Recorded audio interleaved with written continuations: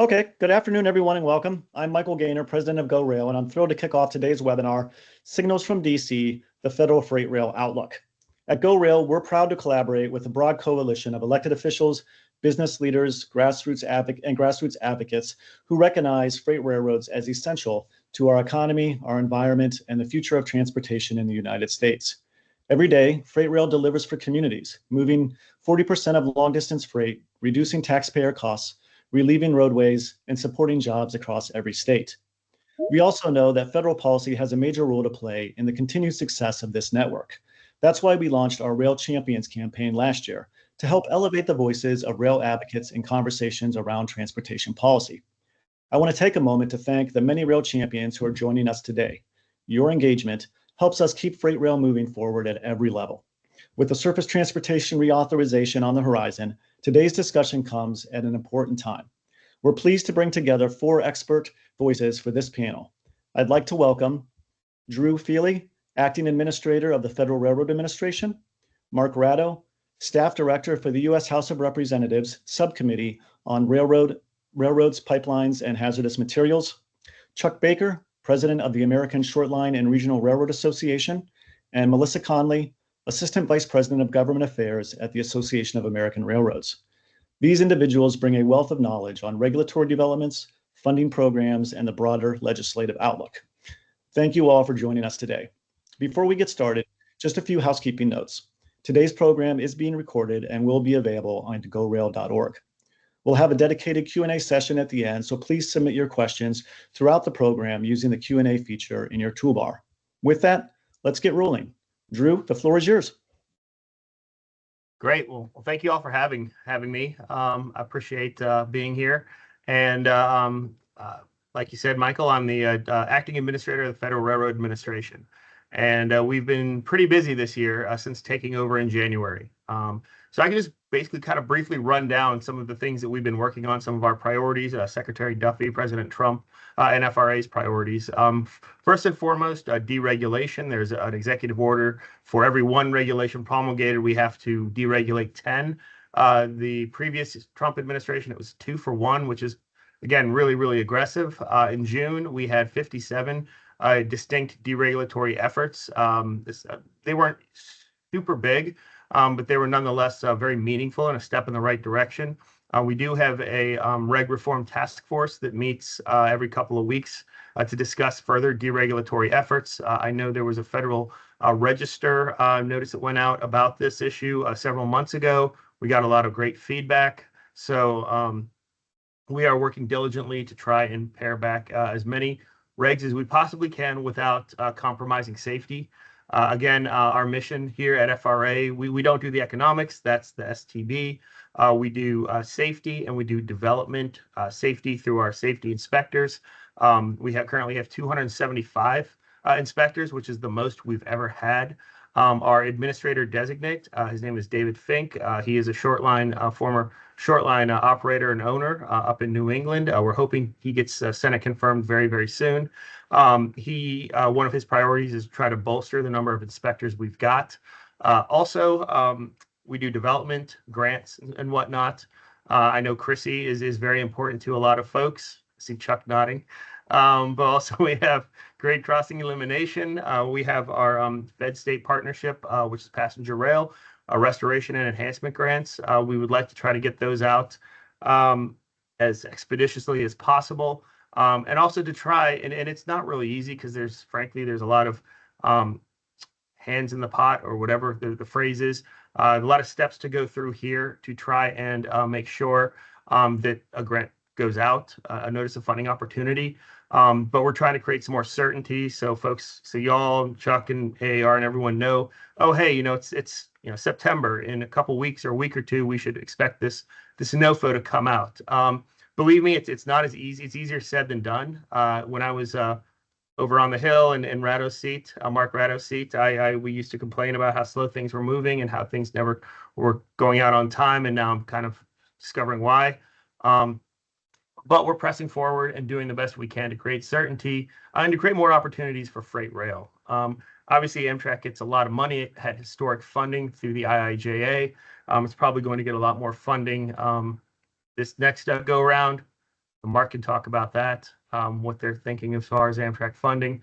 But we would like to try to see projects go towards grade crossing and development, grade crossing elimination, and safety. That is a priority of our administrator designate. When he was making his rounds in the Senate, every senator, almost Republican, Democrat, had an issue with a blocked crossing or a grade crossing issue. So we really want to emphasize getting the money out there. Chrissy obviously is hugely important. That's probably going to be our next notice of funding opportunity. We're going to have, well, we have one that's coming out, the Fed-State Partnership, the national network, that should be forthcoming very, very soon. And then after that, we have Chrissy coming out. Again, I'll know more about dates and certainty soon, but Chrissy's next up. We would like to see more of that money go towards freight railroads, especially short line projects. We would like to work on potentially streamlining the application process. Because, if you're a short line person in the middle of nowhere with an Excel spreadsheet and a trailer, you're not going to be as sophisticated when it comes to some of the complex applications as, a class one, who have a, whole white shoe law firm that can draft all this stuff. So we'd like to make sure that the applications are thorough and that we know if we're giving $5 million that it's going to the right cause, but at the same time, make it easy. And if you don't get it, also, we want to continue the process of letting you know why you didn't get the award, so you can do better again.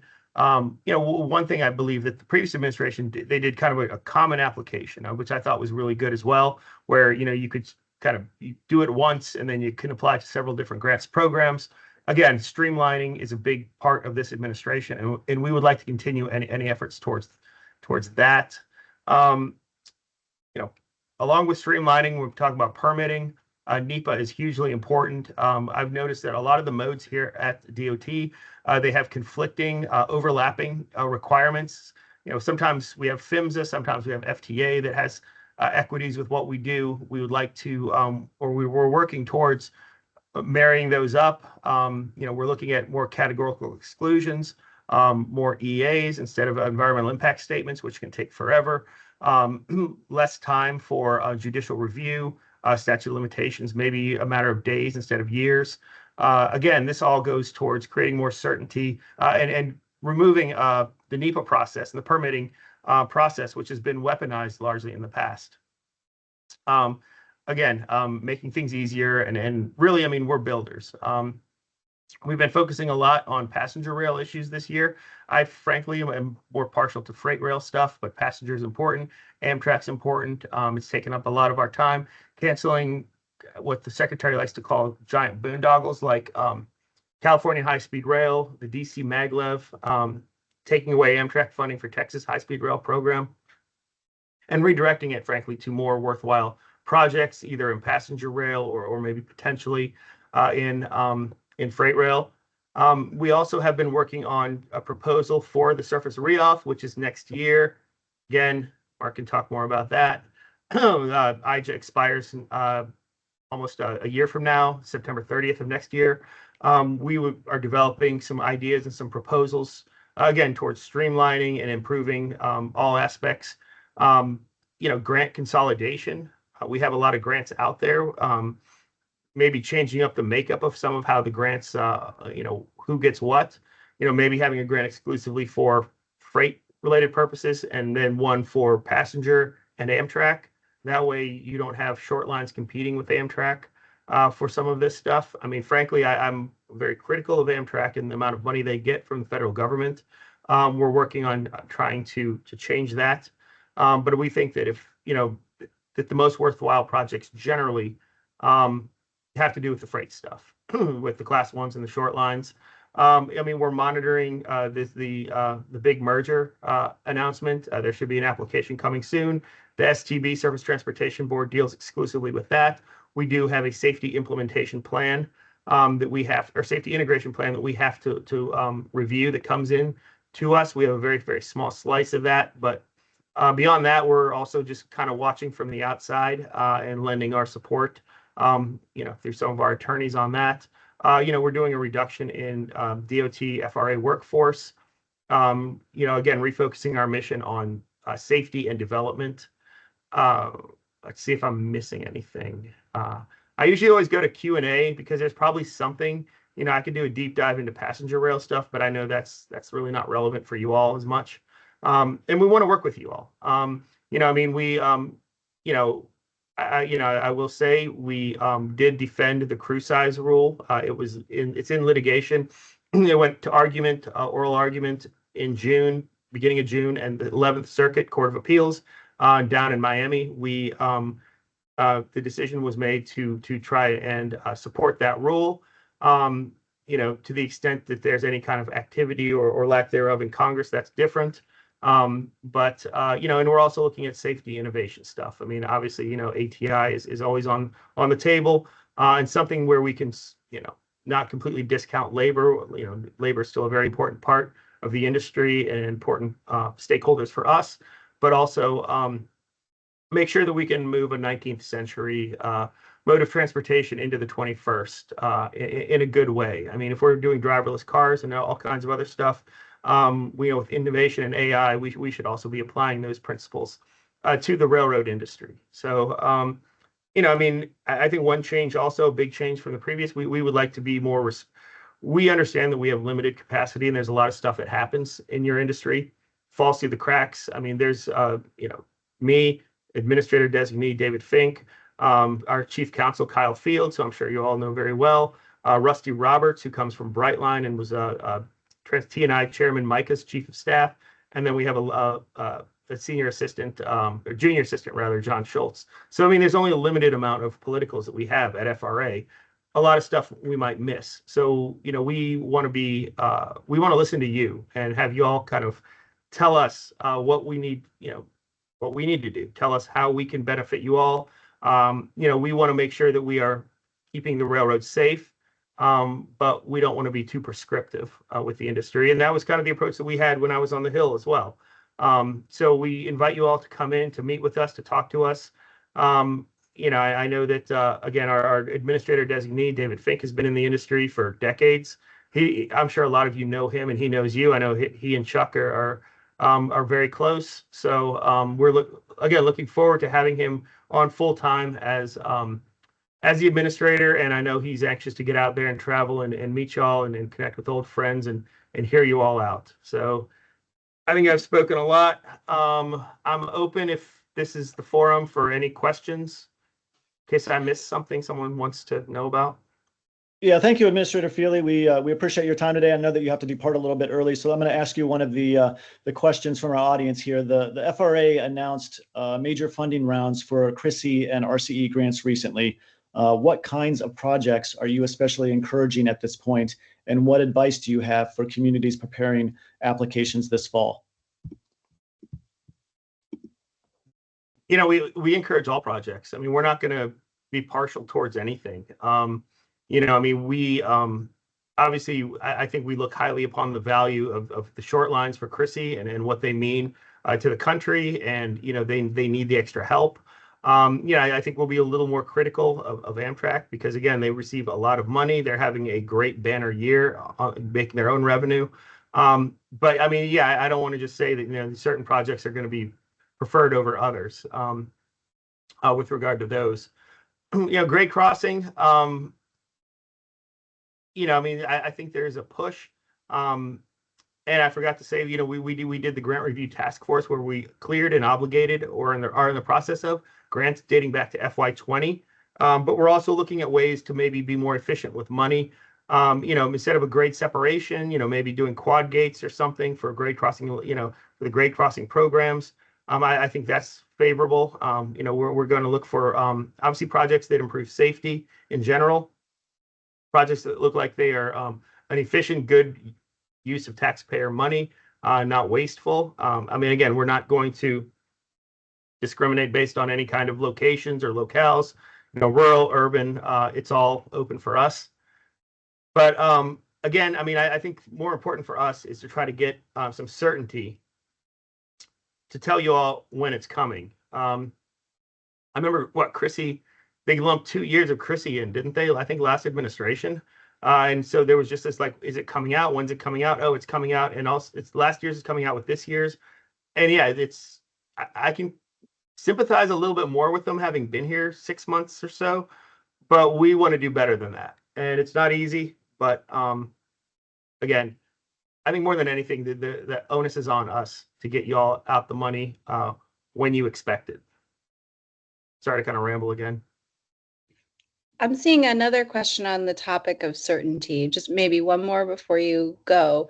How can local and state municipalities plan to invest in rail opportunities if grants are being paused or pulled back from? Yeah, Betsy, so we initially paused the grants in January, and I know the entire city of Washington, it was just panic. And that was because we didn't want to obligate anything that was going to be inconsistent with what the president ran on.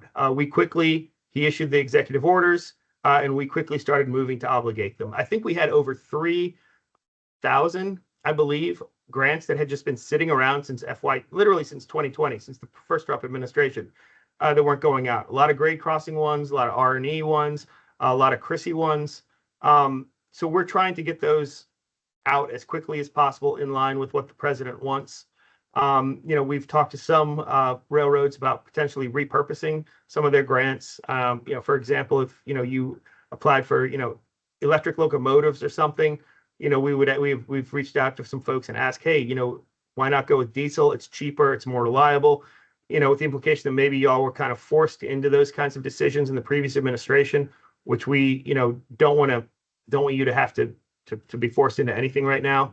But going forward, as soon as we issue our NOFOs, which again, there should be one coming very, very shortly for passenger rail, followed by Chrissy, there's not going to be any kind of withholding of money or not obligating grants that have been awarded. It will be business as usual and hopefully more consistent and predictable. So hopefully that answers that. Certainly does. Thank you, Drew. Thank you so much. Can I ask Drew a question, even as a fellow? No, sorry, Chuck. Well, I'm only asking because I saw one in the chat, and it's also a question that I hear from lots of short lines. So you've referenced, that now that you're in there, you kind of see that it can be hard to move some of these projects to obligation quickly, which I think people understand. Nevertheless, the question in the grant was, if you have a grant that, you feel like from the applicant side is ready to go and you've done everything and it's just kind of waiting. And I hear this from short lines too. Is there anything that you'd recommend people do to help speed this up other than just sort of tell us? I waiting? mean, we have gotten a litany of, hey, can you check on this? Can whatever. Some of these grants are still months away from being obligated because the applicant still has stuff going on. The city or whatever, the ball's in their court, and that's another thing we're trying to do. If it's not being obligated and we're ready for it, we're trying to keep the ball. It's someone else's fault. They have to get their stuff together. But yeah, if there's something out there that you all want done, and we're trying to get them out, the ones especially that are expiring at the end of this fiscal year in a few weeks, at the end of the month, as quickly as possible. But yeah, there might be one that slips through the cracks in some rural area. We want to get them out because we do, at that initial, oh my God, they're not issuing any money. We're trying hard to change that, to show you that we're getting it out. And the previous administration, with risk of being political, sat on a lot of these for years and years. I mean, you're looking at FY21 stuff, Chrissy grants, and why? This is a great project. Why did they not obligate? Who knows? But we want to change that, and we're doing it now with Secretary Duffy.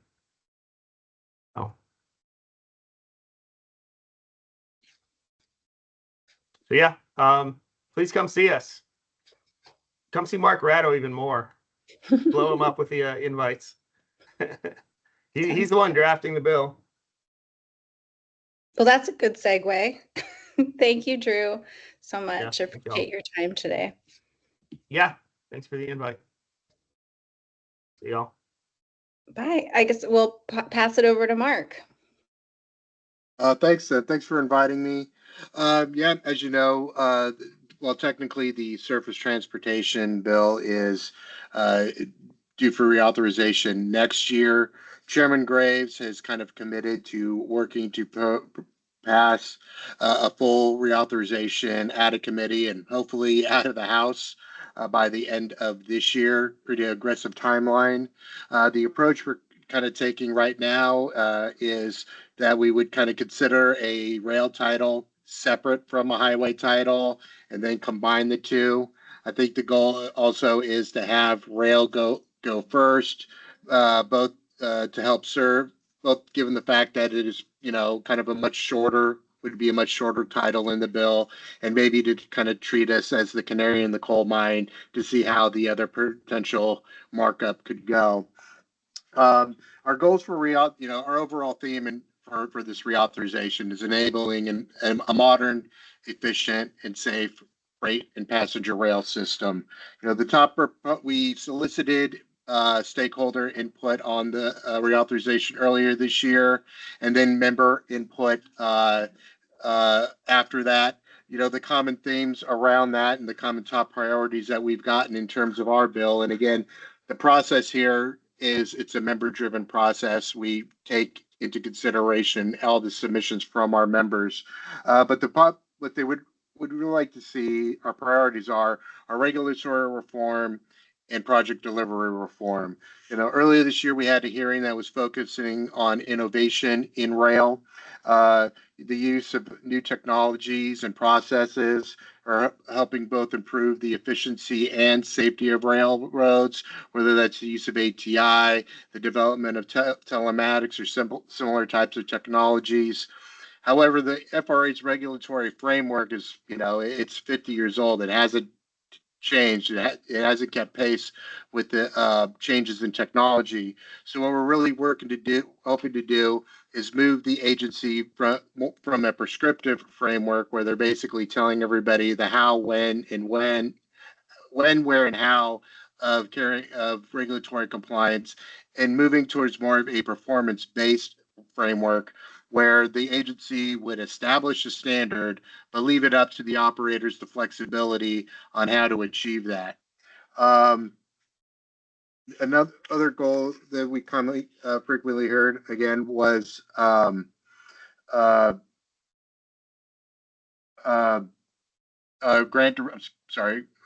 grants and project delivery reform. Unfortunately, we don't have jurisdiction over NEPA itself, but we're really hoping that we could work within the agency and how it implements the statute to help speed the process of environmental reviews. And as Drew alluded to, making greater use of categorical exclusions and findings of no significant impact, particularly on those areas where, it's a right of way, or we already kind of know what the impacts are. They shouldn't have to go through an entirely new environmental review process.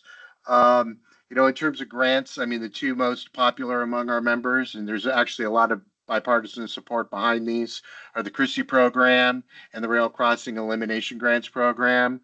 We're going to see what we can do to kind of plus those up to the extent that we can in this authorization. I still don't know, and we have not come to any agreement on what the authorization levels are. IJIT did include a lot of advanced appropriations, but of course that's completely out of our jurisdiction, completely within the purview of the Appropriations Committee. But I think overall, in terms of like where our members are, they would really like to see increased funding for those too. On passenger rail, our kind of goal is, Amtrak reforms. Amtrak was, technically close to operational profitability prior to the pandemic. We like to see it return to that. It looks like the current board kind of shares that view. So it'd be interested in working with them and seeing what we could do to kind of help reduce some of the fiscal burden of Amtrak. We also kind of heard from some of our state partners on the state-supported route regarding some issues related to Amtrak's accounting, and kind of working to kind of address those so that they get a fuller picture of exactly what Amtrak's costs are, what they're responsible for, and technically what would Amtrak be responsible for. So we have not yet also, I guess on passenger rail too, there are other projects and proposals that are out there. I think what we would like to see FRA kind of focus on are those projects in regions where, there's been a significant amount of population shift and population growth. It's unlikely that the state departments of transportation are going to be able to build enough roads in enough time to deal with all the congestion that they are experiencing or going to experience. So, to the extent practical, looking at these passenger rail proposals and really focusing on the ones that would, meet demand, that are designed to meet a demand, that aren't designed to try to induce a demand. So that's basically all I have. I do have to jump out fairly soon, though. We're doing our pipelines reauthorization markup next week. We got to get the bill introduced by tomorrow morning. And of course, the bill is never done until it's done. So, but I'm happy to answer any questions. Let's see.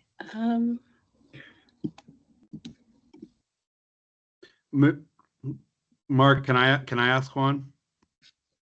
And Drew made me promise to ask you hard questions. With the advanced appropriations and guaranteed funding, which you flagged, for Chrissy, we think that's a huge deal, and without that, it's even a very large authorization kind of decreases certainty because we don't know what the appropriations committee is going to do every year, and frankly, it would just be a lot less. But obviously, you're correct. Obviously, when you say advanced appropriations is in the appropriations committee's jurisdiction. That being said, there is no normal, historically in a surface reauth bill, the appropriations committee isn't even part of that process. And so IIJA was, I sort of unique in that way, but, we thought a real breakthrough for rail and, for these popular programs like Chrissy and RCE. So do you see, or maybe have any advice for, advocates kind of on this call about how to navigate that? Yeah, well, again, like I said, to tell you the truth, it gets a little difficult because we haven't really been provided any guidance yet on what our authorization levels are going to look like, how much funding we have for various activities. But, overall, again, I should have mentioned this at the beginning of the call, is Chairman Graves wants to has worked to return this committee to the place it had previously been for a number of years, which was a bipartisan work committee, not a showboat committee, but a bipartisan work committee. And, it's a very much here a member-driven process. As staff, we could develop some policy ideas and things, but committee member and just overall congressional member priorities will take precedence over any priority we have as staff any day. So to the extent possible is to communicate those with the membership. And, like I said, Chairman Graves wants to get a bill done. He understands, he's a builder. But focusing your attention there because, like I said, not just members of the T&I committee, but maybe even, to the extent you have relationships with members of the appropriations committee as well. But it's just, right now, I can't make any kind of promises or even hints at directions one way or the other. And, we've been drafting language here on our side. I know my colleagues on the Democratic side have been doing so as well. We have not yet begun to trade ideas in paper. We will be doing that process probably very soon after we get the pipes bill off of our plate. But yeah, that would be my recommendation is, just communicate those, not, certainly with T&I committee members, but just if, your congressional member overall. Thanks, Mark.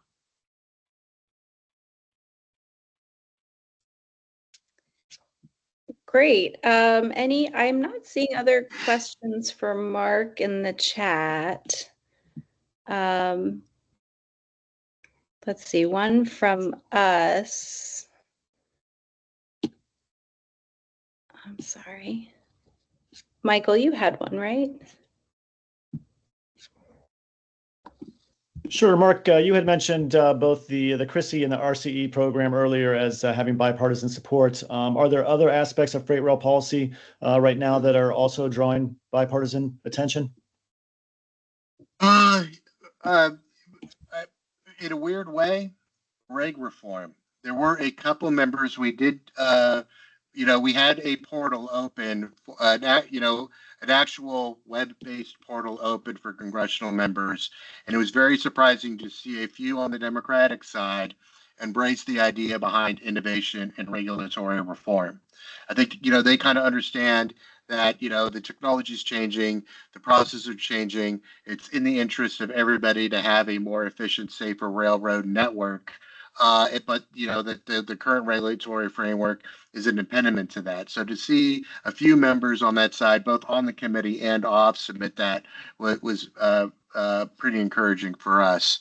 And yeah, again, when it comes to rail crossing elimination or even CRISI, I mean, these are just programs that are, no matter how much funding we provide, it's almost going to be oversubscribed, especially rail crossing elimination. So again, to the extent that we can increase the amount of funding up there and fund more projects going forward, would be a great outcome.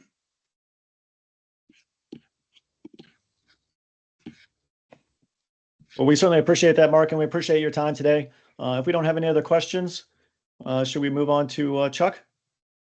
Thank you. Sure. Yeah, I'm happy to do it. I think in the pre-planning, Melissa was going to go before me, Oh, but if you bad. wanted to switch it, I'm happy to go. Oh, my bad, Melissa. Oh, sure. Thanks, Chuck. I mean, I can talk all day, but I didn't want to You can close this out. You can take us home. Okay. Well, thank you. As Betsy said earlier, or Michael said earlier, I am the Assistant Vice President of Government Affairs at the Association of American Railroads. And it's great to have a chance to talk a little bit about what the Class 1 railroads are looking at this year. Because we've been focusing on surface transportation reauthorization, I thought I would start there and run through sort of what our priorities are that we've been sharing with members of T&I and members of Congress to make sure they know sort of what we are looking at going into this process. Class 1 railroads are a little unique in that we don't receive direct federal funding for our infrastructure. We're entirely privately owned, maintained.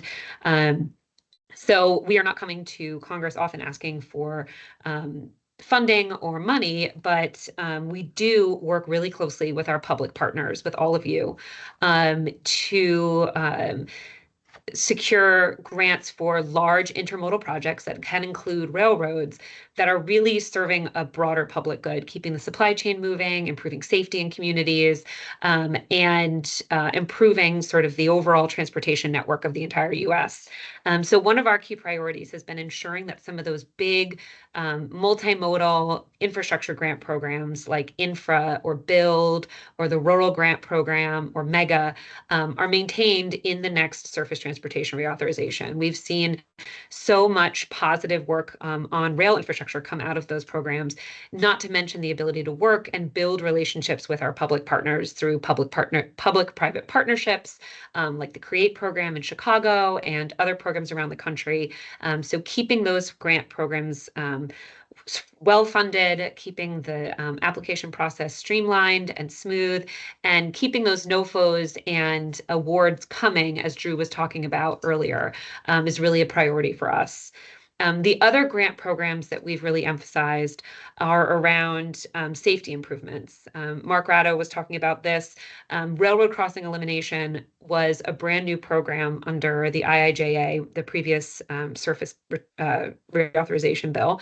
And when it first came out in 2021, 2022, we were really worried it would be undersubscribed and on the chopping block for having the money crawled back in the next bill. We were very wrong. Thanks to the work of GoRail and spreading the word about that program, it has been incredibly popular. Applications have been oversubscribed year over year, and it shows a real need for investments in grade crossing safety in particular. So we have been pushing with members of Congress to, as Mark was talking about, to expand that program, to streamline the application process, to make it easier for smaller or more rural communities to apply for that grant, and to get the money flowing out the door more quickly. We also know that not every crossing is appropriate to be closed, or, those big projects are not always necessary, but there are other programs we have been encouraging Congress to reauthorize and expand that are also focused on grade crossing safety. Chrissy, which I know Chuck is going to talk about more, but also the Section 130 program under the Federal Highway Administration, which is really funding to improve the condition of crossings, to improve safety signaling, to invest in new technology around grade crossing safety. So we're also very supportive of those and wanting to see that money stay in place and be robustly funded at the highest possible level. Of course, what goes along with expanding and improving these grants, to our mind, is also improving the permitting process. I am sure we all have horror stories of grants getting awarded and then taking 6 months, a year, 2 years, 3 years to actually get shovels in the ground because of permitting delays. So we have been talking frequently about the importance of improving the permitting process. There are some rail-specific permitting issues that we've been focused on, issues around what's called the Section 106 process, or the historical preservation process, where we have railroads wanting to do routine work, but being told, because of the age of the infrastructure they want to work on, that they have to use outdated materials or can't do certain work. There's also broader sort of nationwide industry-wide NEPA reforms that we think could really improve the project delivery process, codifying categorical exclusions, putting some executive orders into statute around streamlining, such like time clocks, intermediate deadlines, one decision for larger projects, some of these pieces that can really make it easier to get those shovels in the ground, to get these projects started without sacrificing the environmental protection that we all recognize is incredibly important. So we've been working really closely, and we've been pleased, and Mark was alluding to this, but we've been pleased to see that there is interest on both sides of the aisle in getting some of this done. There seems to be a recognition, especially as we've dealt with inflation over the last several years, that the money you receive 3 years ago is not going to go as far once you're finally able to get those shovels in the ground. So we've had a really positive response to a lot of these discussions on both sides of the aisle. We're optimistic that we can get some movement on some of these issues in this next bill. The other sort of pieces that we've been looking at are, especially around building and expanding, is the Highway Trust Fund, and making sure that we're restoring the Highway Trust Fund to a true sort of user pays model. Over the last several decades, we've seen hundreds of billions of dollars transferred from the general fund, sort of the general taxpayer fund, into the Highway Trust Fund to fund these large infrastructure bills and to fund highway projects. That's not how it's meant to work. The Highway Trust Fund is supposed to be self-sustaining through gas taxes and other provisions. So we've been really encouraging Congress to look at ways to account for how much different vehicle classes, especially bigger, heavier trucks, how much they are costing in damage to the highways, and making sure that they're paying into the Highway Trust Fund in a way that's equivalent to that cost. And then moving things from this, sort of general fund transfer to a true user pays system that also accounts for things like electric vehicles, improved gas mileage, and those pieces as well. That is a long-term project. And people have been looking at that for a very long time. We're hopeful that we can see some movement on that in this reauthorization bill. The sort of other piece in here is a more regulatory piece, and that is around safety technology and improving the regulatory process around the adoption of safety enhancing technology.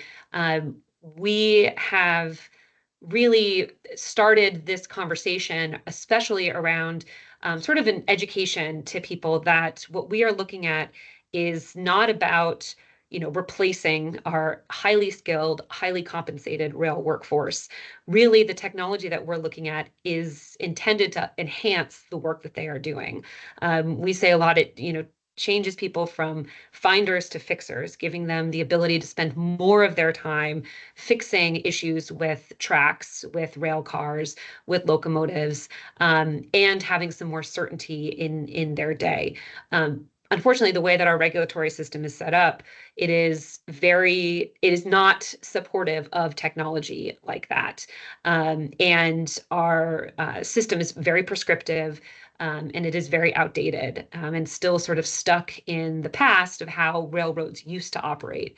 So really looking at ways to pull that into the future, to make it easier to incorporate those technologies once their safety has been demonstrated, and improving things like the waiver process, which allows us to test out new technology, to see how it works, to prove its safety record, and to get that used across the entire network.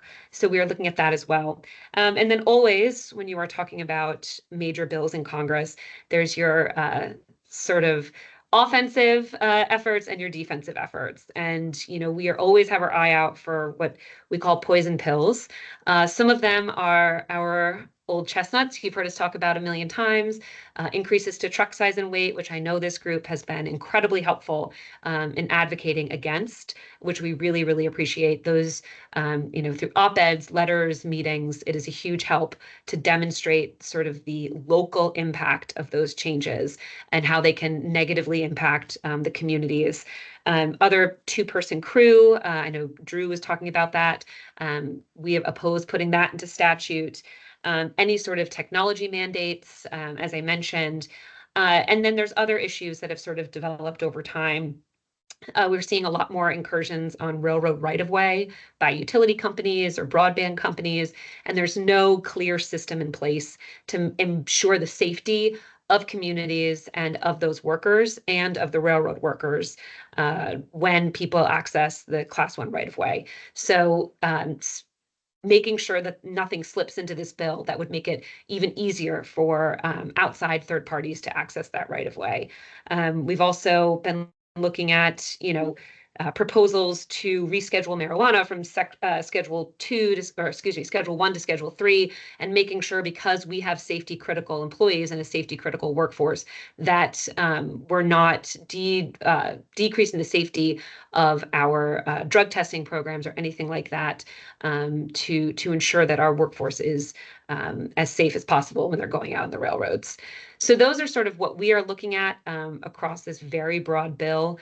And as Mark said, we anticipate that this sort of rail title is going to move first. And we've been in close communication with the T&I committee, with those members, and the Senate, who is, I'm a former House person, so the Senate is always moving too slowly and deliberatively.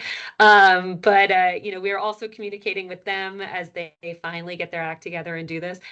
But we will keep those conversations going, and we're also keeping an eye on many other things that are happening in Congress right now. There's a big push around cargo theft. I know is impacting a lot of your communities, and we've been working really closely with a broad coalition of groups on the retail side, on the transportation side, and pushing for new and innovative ways to increase the prosecution of these sort of broad organized crime, retail theft efforts. We're also, we were working very closely on the tax reform bill earlier this year, and saw a lot of success on the business side of that tax reform package. And at the same time, on top of all of this, we have our labor negotiations ongoing right now at the national level, which have been really successful. We have 9 of our 12 labor unions have ratified 5-year agreements. There's a 10th labor union has a tentative agreement in place. So we've seen a lot of success moving through that process as well. So that is my very rapid fire priority list for the Class 1 railroads. I don't know if we want Chuck to go and then we can take questions together, or if we want to pause for Class 1 questions. I think let's go ahead with Chuck and then take some questions at the end. Take it away, Chuck. All right, great. And I'll do my very best to be as brief as Melissa was and keep it keep a few minutes for questions before we hit the witching hour. thank you to GoRail, first of all, Betsy and Michael, for inviting me, and maybe more important, thanks to there's like 200 plus people on this call, and I mean, I see a lot of friendly names and people I've known for a long time, and then a lot of people I don't know, but in general, we assume sort of if you're on a GoRail call that you're a rail supporter. And so we appreciate that, signing up with GoRail, or at the very least, you're interested in rail. And in our experience, the more you know us, the more you love us. So if you're interested and not a supporter, you will be a supporter soon enough. So we very much appreciate it. Short lines, I'll do like the 30-second. I'm going to assume most people here are very familiar with short lines, but there are 600 of them in the country. And, you know, if you know one, you know one. They are kind of like 600 unique stories, and it's some are rural, some are urban, some are owned, some are leased, some have one customer, some have 30 customers. But sort of in general, you want to think about like a line that kind of connects off of the Class 1 network to reaching into a small town and rural area, typically a line that used to be owned by the Class 1 that instead of it being abandoned, blessedly was kind of sold or leased to a short line, and the short line is able to, you know, with a different cost structure and a different business model, and then some government help, which we'll talk about, kind of able to save these lines and turn them into kind of small thriving businesses. And you know, in general, that works pretty well. So you're thinking about like a small business, you got like 30 people, maybe 80 miles of track, maybe $8 million in revenue is sort of the way to think about an average short line. So that's pretty small in railroad world. But collectively, if it's 600 of them, you know, that's about 50,000 miles of track, and that's about a third of the national rail network by mileage, but only about 6% of the revenue. And again, serving small town and rural America. So that kind of, the reason I bring that up is that really you know, that fact, the fact that it's low density but a lot of track, really leads to why one of the big ways that short lines are very different than Class 1s, which Melissa hit on, is Class 1s essentially take no direct government funding, and they don't ask for it, although they of course partner with people who want it sometimes. But short lines are very different, and we very willingly ask for government support, and blessedly we have gotten it pretty consistently over a few decades, and not just from the feds, although we'll talk about CRISI grants and 45G tax credits, which are really the two most important ways we're supported by the federal government, but also from state and local governments. And since there's so many of you on this call, you know, I'll point out that there's probably about 20 to 25 states at this point that have some version of a state grant program that can go to short lines, typically, sometimes to rail customers. And those are critical for short line success. And then there are actually 11 states that have their own state 45 or state version of a 45G tax credit. It's not actually 45G because that's where it is in the federal code, but you know what I mean. And those are also critical to short line's ability to kind of survive and thrive. So that's kind of some of the main way we're different than the Class 1s, but we also have a ton of, they're obviously our biggest partners by far. Essentially 100% of the traffic moved on a short line comes to or from a Class 1. You know, that's basically, there's really no such thing as traffic that is wholly on a short line, or it's like a vanishingly small part of what we do. And there's a lot of overlap on policy and regulatory issues. I would co-sign on essentially everything Melissa said, but certainly some of the big ones like truck size and weight, we team up constantly and aggressively to try to fight against increases to the truck size and weight maximums. And, you know, that is very much related to the Highway Trust Fund conversation, where we would also co-sign what they said. You know, we would say that large trucks already don't pay their fair share of the damage they do to highways. And, you know, that's to the tune overall, the general fund subsidy into the Highway Trust Fund since 2008 is at $275 billion with a B, $275 billion and counting. So we are north of $250 billion. So, you know, even in DC, that's real money. And if you make the trucks bigger and heavier, that really would make that problem worse very quickly. And obviously for railroads, That's an economic competition issue for the public. From my point of view, that's more of a safety issue. The public is generally less interested in the economics of railroads versus trucking, but I would say nobody wants more and bigger trucks on the road. And so we work together very closely on that. And then also lots of the other regulatory issues that Melissa hit on. For sure, the NEPA and Section 106 stuff is a huge deal. And, I'll use that as a transition right into Chrissy. Drew talked about Chrissy, and I think everything he said about Chrissy and FRA's interest in supporting Chrissy for short lines, I'm going to clip that and stick it right on the front page of my website because, that's the acting of the administrator of the FRA saying it. So I couldn't do any better myself. And then Mark talked about how popular Chrissy is within Congress on a bipartisan level, and that was very gratifying to hear. We work very hard to make that.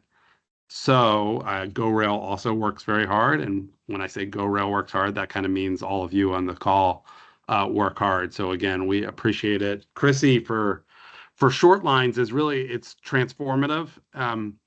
It just, again, going back to the origin story of short lines where you have, relatively long railroads with expensive infrastructure to maintain, but not all that much revenue, certainly compared to our bigger railroad friends. We need help. There's, $10, $20 million track rehabs or tie changeouts or bridge replacements that just need to get done if the railroad is going to continue to function and function safely. And there's just not enough revenue to do it. And, without the ability to access some public funds through Chrissy, these projects just literally can't get done. So some of these are the difference between life and death for a short line. And I'll say life and death for people too, because, for short lines, the two biggest causes of derailments on short lines are broken rail and wide gauge. So that means bad track and bad ties. And the only way to fix those is to invest the money. And so we invest a large portion of our own money, typically a quarter to a third of a given short line's revenue goes back into infrastructure, which is, for any of you who have ever run a business, that is a stunningly large percentage of revenue to have to put back into your kind of capital plan. But if that's not enough, so we also need the Chrissy funds to help, and that goes directly into track typically. And so that makes Chrissy a safety program too, not just an infrastructure and economic development. And of course, the S in Chrissy, in fact, stands for safety. So that is how the program is supposed to work. And that is very much how it works for short lines. And, by and large, it's a fabulous success story. The program, I think, does what it's supposed to do. Short lines have used it very, very robustly. They will continue to do so. I'm giving this webinar from Charlotte. I'm up in my hotel room, but we're in the midst of the Short Line Association's Eastern and Southern Region Conference. I got 300 short lines here, and I would say essentially every short line I've talked to is planning to apply for a Chrissy grant. And so the program works. It does what it's supposed to. Everyone's kind of happy with it. The one exception is how slow it is. And so that was kind of where I started this conversation. We very much agreeing with what Melissa was talking about. And frankly, what Drew and Mark also referenced, that this program needs to move much faster. We have testified to Congress on this. We have written to FRA directly. We've met with FRA directly. We just submitted materials to DOT on their surface reauth. And we constantly bang on the fact that this has to go more quickly, faster. And I saw some questions and comments in the chat about the exact same thing. And we have a bunch of suggestions about how to do that, like use pre-award authority, set internal deadlines, batch categorical exclusions together, fix Section 106, just make it, do more transparency and reporting of the status of these by dashboard. Like there's a lot of ways to make this go faster. I'm optimistic this is going to get faster. This FRA seems committed to it, and they say they're committed to it. But, just being blunt, like the last FRA also said they were committed to it, and we didn't see it get a lot faster. So the hard part is doing it, not saying it. So I'm hopeful, but we'll see, right? Like the proof will be in the pudding, and Drew, I think, will be happy to be held accountable. And I know David Fink, who Drew referenced as he'll be the administrator of the FRA when the Senate finally starts confirming people. And he is very committed to doing these faster also. So we're hopeful.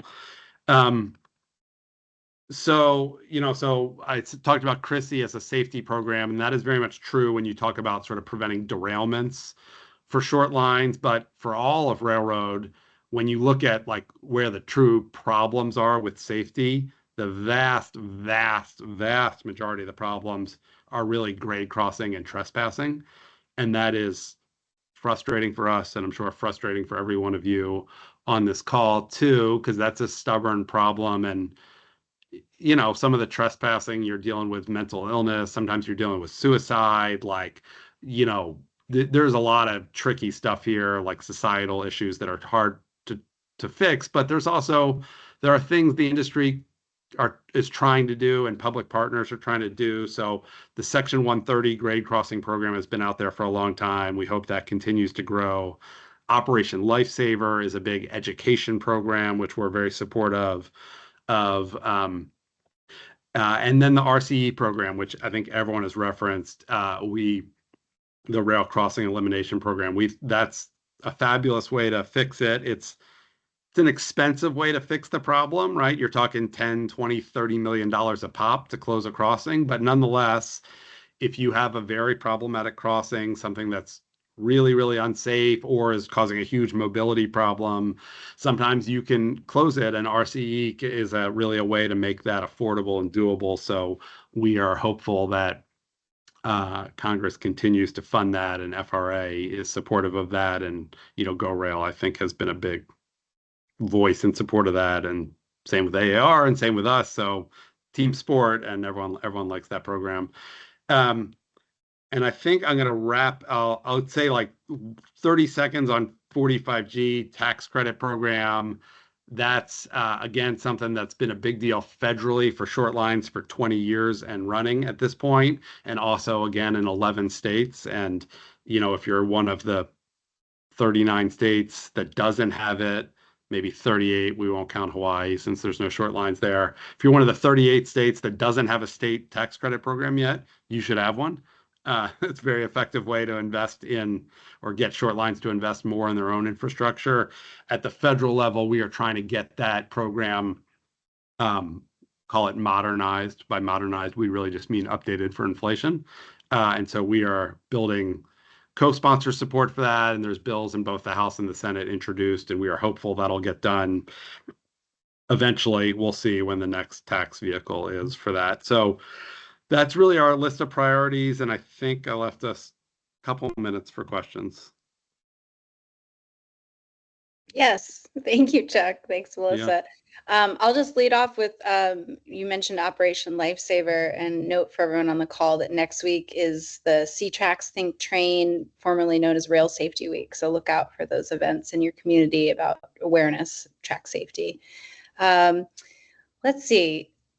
Melissa, you were on the referencing Highway Trust Fund, talking about that, and user fees. Could you expand on user fees? I see a question that sort of alludes to that in the chat, and what the mechanism would be around a move to user pays model. So we have sort of at AAR kind of stayed neutral on what that would look like. There's a lot of different sort of ideas about how to format that, vehicle miles traveled, other, one-time fees when you purchase an electric vehicle, things like that.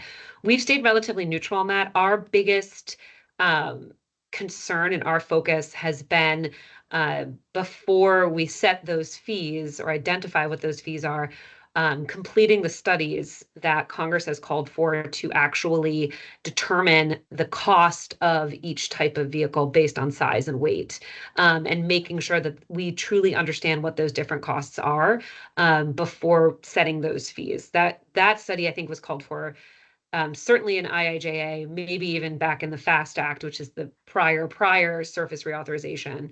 And so we have not sort of weighed in on what exactly that model would look like. But there are a lot of them floating out there that, and economists far more smart than I am have weighed in on what those should look like. Our focus has been really making sure that whatever the model looks like, it actually reflects the differing costs between different vehicle classes and accounts for things like improvements in fuel efficiency, the shift to electric vehicles, and other issues like that. Sure. Okay, now for Chuck, I know you said your members are all different, one, but what are your member railroads most focused on in terms of growth or innovation? Yeah, that's a good question. They each have their own, right, their own unique customers, which all have their own unique markets. What I find with short lines is they tend to not spend too much time and effort and angst kind of worrying about the uncontrollable, like the global markets and the tariffs and policy uncertainty. Like they're focused very, very intensely on their existing customers and then trying to get like one more, right? So what you find, I think, is if they're in your community, they stay very, very close to their customers. If the customer has a problem, like they call the cell phone of the CEO of the railroad, right? Like they're very close. They're kind of in there, and they say like, "Hey, like, why did I see a truck at your facility last week? Like, was there something we're not delivering? Like, can I help? What's going on?" And then they see him, they call him during the workday, and then they also see him at the grocery store at night, and then they sit next to him at their kids' little league game on Sunday, and it's like they're kind of part of the local community. So they focus very hard on that, and then really kind of beating the bushes with like a lot of work with the local economic development agencies, some of whom I think are on this call, on like, how do we get, hey, that vacant plot of land over there, how do we get a customer that wants to use rail, how do we get them in there? Can we leverage a local grant? Can we do a Chrissy grant? Can I bring in the class 1 and we put together a joint rate? Like how do we kind of put this together? And it's really like customer by customer, carload by carload. So it's just kind of like this grind it out, like hand-to-hand combat, like grow the business, and so and whatever, the commodities are different in every place. Some places it's ag, sometimes it's energy, sometimes it's paper, sometimes it's auto parts. That's kind of like whatever's happening in the area. Well, we are over time. And I see no more like sort of general questions for you folks. Any concluding thoughts from either Chuck or Melissa before I give it away? The one thing I would say is somebody asked a question about like, hey, can we really trust that FRA is not going to like pull back the grants? And then Drew answered it, and I think somebody followed up with like, that didn't really answer my question. And so just if I wanted to like try my hand in interpreting what Drew was saying, was like, there was a lot of turmoil between the last administration and this one, and there was a pause. And there are, in fact, some grants that were previously awarded that are not going to be obligated. And if you want my personal opinion, and I guess like the association's opinion, like, I don't think that's a great precedent that like we've now set some sort of precedent that it's possible to award a grant in one administration and then not obligated in the next. But that being said, like, we're now in this administration. So I do think it just stands to reason logically that if this administration writes their own NOFO and puts out a grant and picks the grant, I really don't see a world where you have to worry that they're then not going to award the grant for the program that they wrote and they picked. So I don't think it was a fabulous development about how some of the grants from the previous administration are not moving forward, but I do think you're relatively safe in assuming that a new grant is going to move forward like in a pretty normal, kind of like normal way.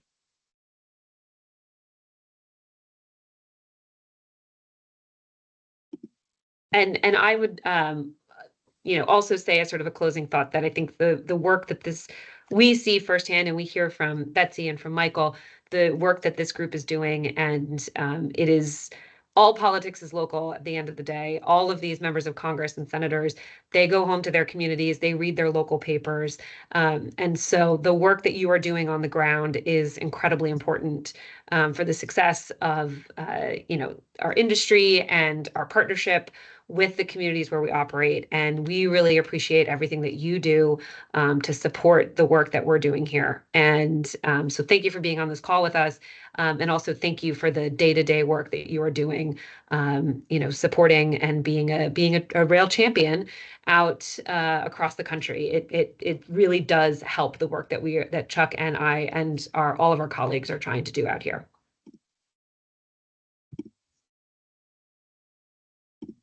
Thanks. Appreciate Okay, it. well, thank you again, Chuck and Melissa, and to all of our outstanding panelists. It's pretty clear that between new federal programs and the coming surface transportation reauthorization, now is the time for communities to be engaged and proactive about rail opportunities.